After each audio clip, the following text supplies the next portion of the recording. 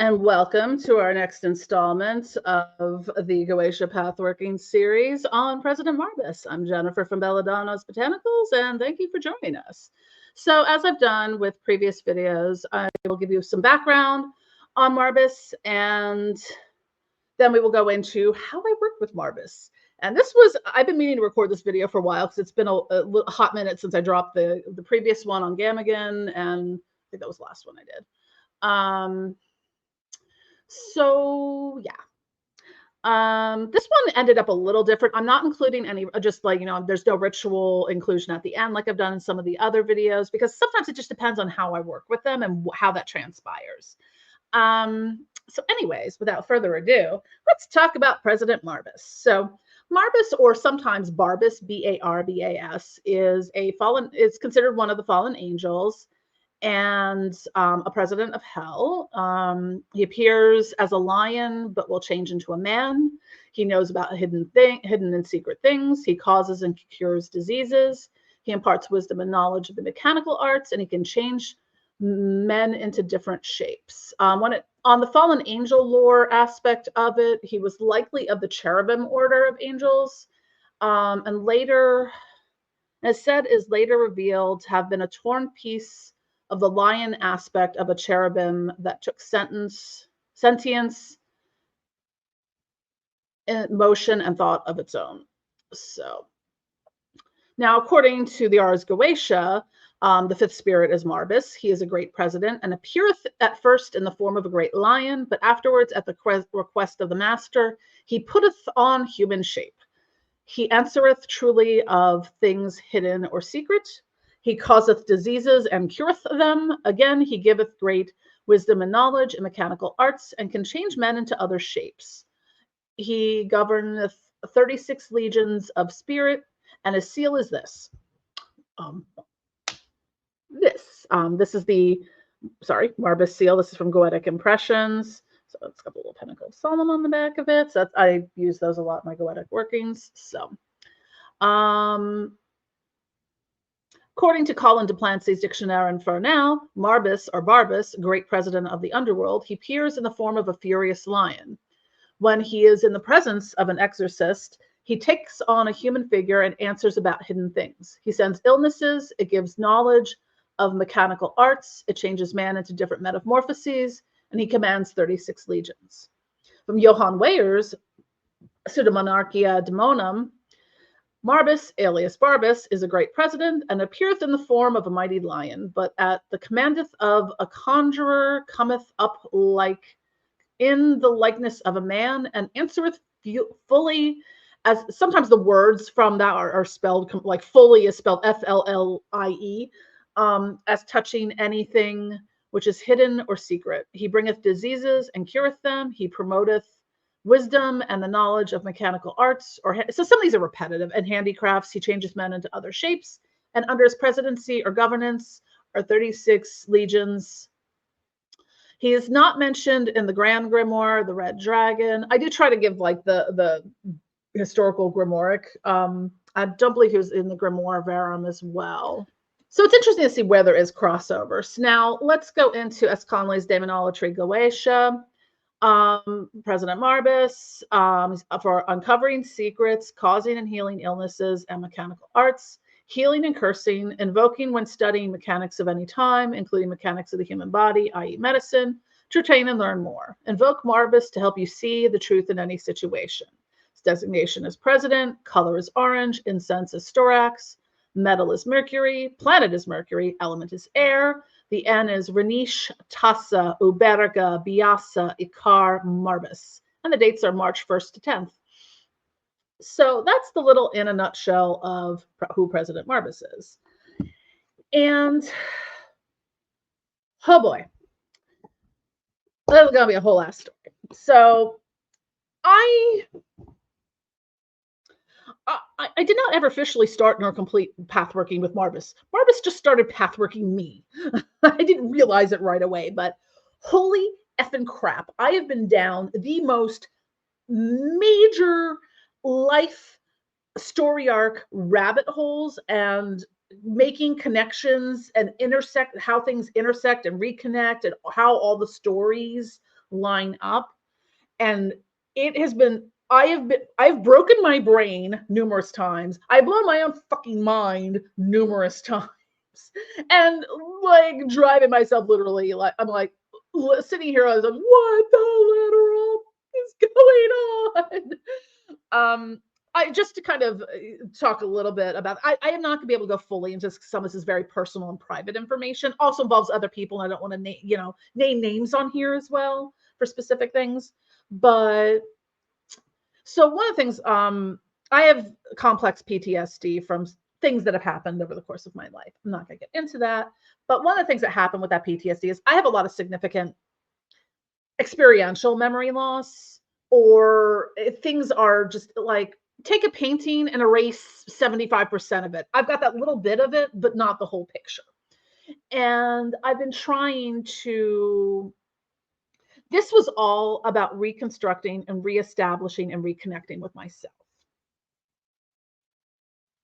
And the healing that has come from this. So I started working with Marbas back in, I guess apparently working with Marbas back in April.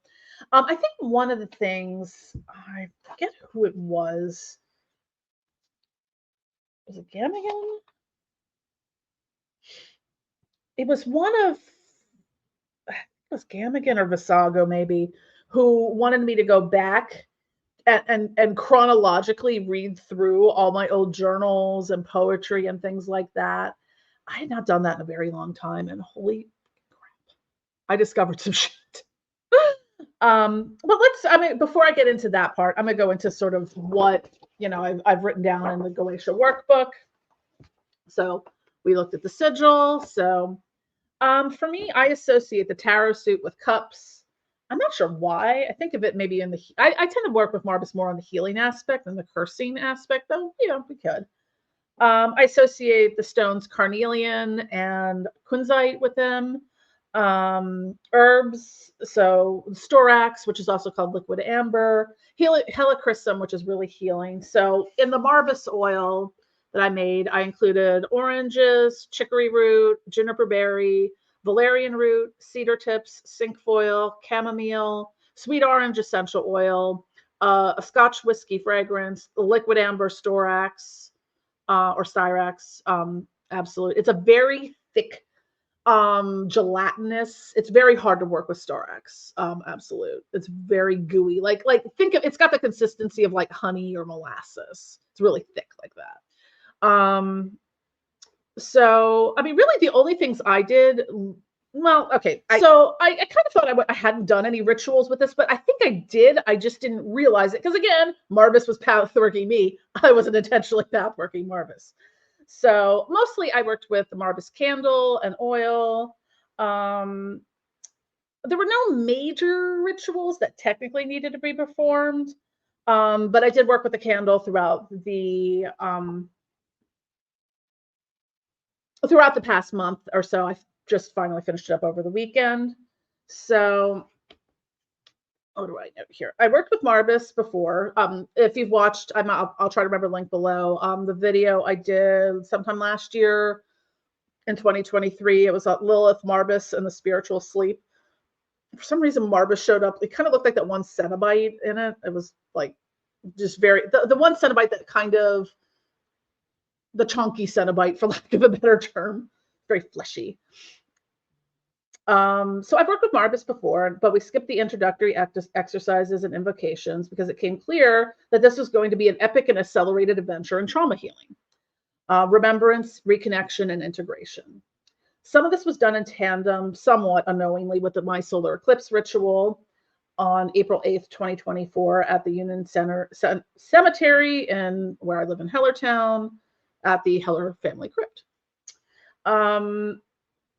So what I had done, I'll kind of go through this a little bit here, is so what I did with this ritual during the solar eclipse here, because we had like 90-ish, it was just cloudy because in Pennsylvania, all of our awesome astrological, cosmological things that go on, it will be cloudy as fuck. So I completely missed the recent Aurora Borealis, Northern Lights from the solar storm we had, because we had 100% just gray cloud cover, and that was it. Like, thanks, stupid Pennsylvania weather. So for the first incantation and invocation, I did the ends of the Ducante hierarchy families. The second invocation were the ends from the spirits of the Goetia. So I did the recitation of intentions, and I burnt a red candle anointed with Moldavite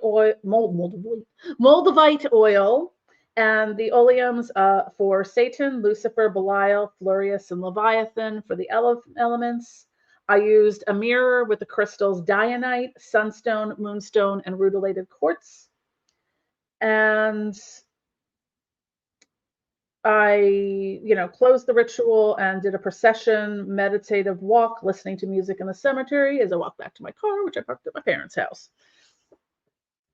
So, anyway, I had to consult an entirely different book to get to where I put that in here.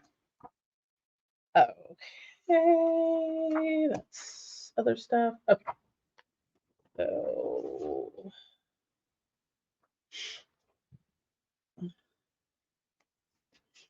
at the end, there was Let There Be Light Again, License to Depart, processional. So, what I used in here, what I wrote for this was, I'm comfortable reading this part, is today I manifest the will to integrate, to be whole, complete. All versions of the self are one, united, past, present, and future. Of all these things I've done, sewing connections through the fabric of space and time, between liminal spaces, reconnecting that which was lost and found. Today I release and bury the pain, the trauma, and the missing pieces. Today I resurrect myself and rise in Lilith's blood, and rise through Lucifer's healing light, and rise through the abyss of Abaddon, and in the death, most beautiful, most holy death, blessed Santissima Muerte waits for me at the gate, welcoming us back home. The best death is having lived a beautiful life. In darkness and in light, the most radiant beauty exists, connecting and reconnecting. I am reborn, and reborn, revived, rekindled, I live again. Ave Satanas. So that's sort of the intention that I did for that ritual. And boy, howdy, did that open up the floodgates. Holy effing crap. So let's see what else that I've noted here. So I also combined this with, I'd done two separate ketamine treatments. So I had done one sort of around that time in April. And then I just did one a couple weeks ago, maybe a week or two ago, to kind of pull everything back together. I also had Sarah Petroselli from Black Tree Blue Raven do a soul retrieval part for me to bring back some of those pieces and to kind of reconnect and reintegrate everything. And I've been working through my daily morning and evening meditations and contemplations. I mean, sometimes it's a couple minutes, sometimes it's longer. Sometimes I just fall asleep after a while. I get the brain zoomies. So my goals of this were to access recovered memories. So from those things that I lost, that got sort of erased through the PTSD traumas, to look at the intersecting timelines, connecting with the whole story, and research of the self, like who I am as core as a person.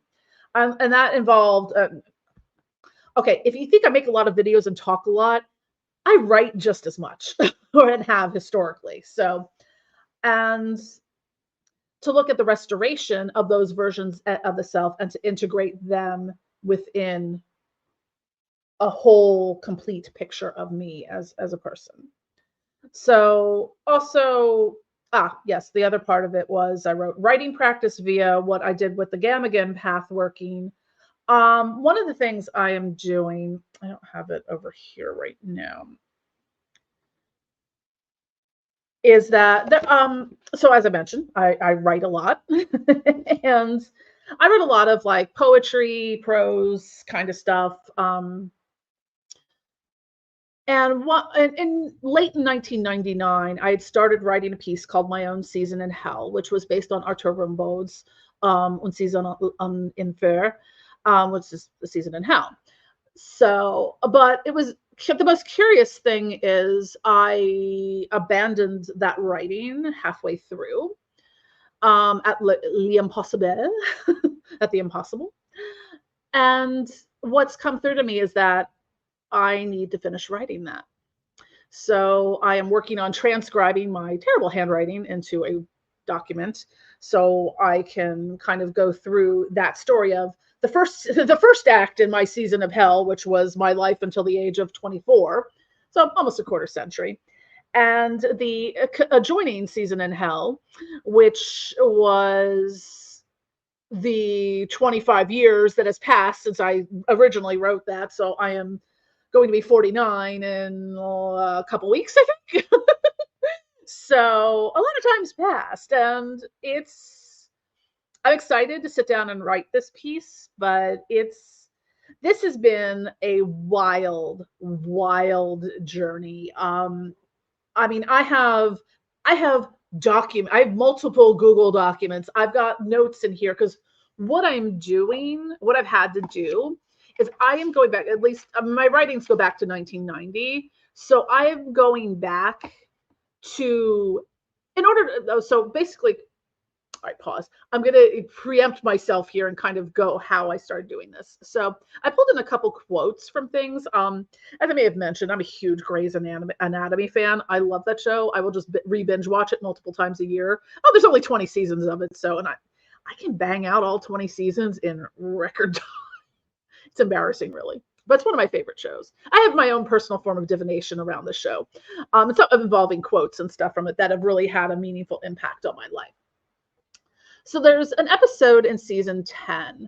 I forget the name of it, but one of the main characters, Christina, it's going into these multiple alternate perspectives and alternate, histories and realities of this one situation if something was done different. But the questions it proposed were, do you know who you are?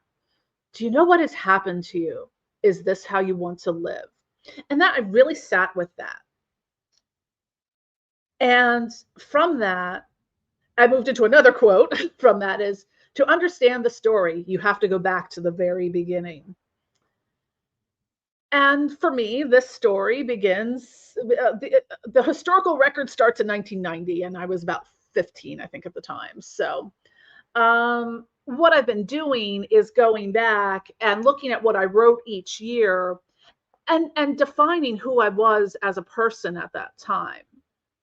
Because what I realized with this particular timeline in the early 1990s is that with some of the big T trauma that happened in 1996 and 97 is it kind of retroactively pulled away some stuff that happened previously. And there was some big T trauma in 1992 as well.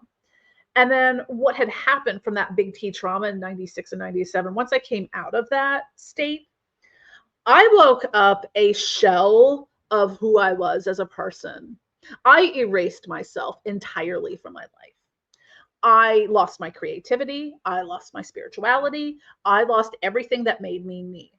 The only thing I could do with and I had pushed I had lost so many friends and family. People moved. I was just unaware, because I basically was, I think, as I eloquently put in my some things I've written since then, was that I basically spent a year as a living corpse. Like like I just wasn't here, because there was also a lot of heavy duty psychiatric medications involved that completely that it was the trauma and the medications that just wiped the slate clean.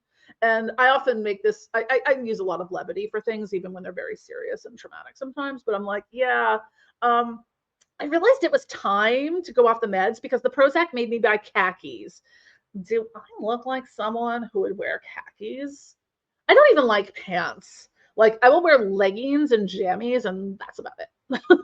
I don't like pants. I don't even own jeans. So for me to have bought khakis, like Dockers, in 1995, 6 or 7, like, and that was when I was like peak goth queen. So yeah. I had to completely reconstruct myself from scratch. The only way I was able to do that, which I never made the connection on, because it started in maybe in 98, 99, I was reconstructing myself and healing and getting me back, the core me. The only way that I was able to do this was going through all those volumes that I had written from 1990 to, 96, 97 at that point in time. And I sat there for probably a year and a half, and I rewrote every single word by hand. Now, mind you, I used to be able to fill up journals, 3 to 4 of these per year. And some of them are much have a wider girth than this. So it was not, it was an undertaking, but that's how I got myself back. And I never realized that was what I had done. That when we look at our core personality matrix of who I am as a person, all of it is in these books and the things that I wrote. That is how I can connect with myself. That is how I can invoke myself, as if you will. So, but that brings me to who I am as a core person. The core, like the version of me that existed in that sort of the early part in the 1990, 91, there's not a whole lot that really still exists of, I don't really remember being that person. Like the things that still like are with me from them, like I remember some stuff, but like really the only things that carried over is I still love heavy metal music, although there was a period of time where I didn't listen to it for a very long time. I didn't start listening to metal again until about 2006. So, and I had probably stopped around 93. So there was a good, 13 years there where that part was not, I had to reintegrate that part of me back in almost 20 years ago. So, but the art and writing were like the two things that carried over from that iteration of me. And it's really interesting because if you look at the pictures of me, like from like the 1991 version to the 1992 version, the 1992 version is the default mode Jen. And that's the core personality construct that I installed when I sometimes talk about myself like I'm a computer system, but when I used those words to reconstruct and rebuild and reboot my system, that is my restore to factory settings, is that version of me. And what I'm trying to do by going through all these writings is integrate all the different versions of me. So as I've been going through chronologically all the journals I wrote, and like from 1990 to 99, well, early 2000s at least, to go by, I am about halfway through 1994 at this point, but like each year I'm kind of going like, who was I as a person? Now, this is the thing that I was surprised to find out. I thought all my darkness was a result of the trauma. Oh no, it was a pre-existing condition. So it's interesting to kind of see how I viewed myself. One of the things I noted is I feel like I've been the same age my entire life, not a specific X amount of years, like soul age, like old soul kind of thing. But I noted I sound like a very old, ancient 15-year-old on the verge of death. But, it's interesting to kind of look at each one of those years to kind of see the transitions, to put the story together fully as I have not done before. And that has been very eye-opening for me, like making that connection of how I rebuilt myself from that trauma. Like I would not have been able to do it if I didn't have all those things I wrote. And that to me, that is like, I am so thankful that like 30 some years later, 34 years later, I still have all those things I wrote, that record of that time in my life.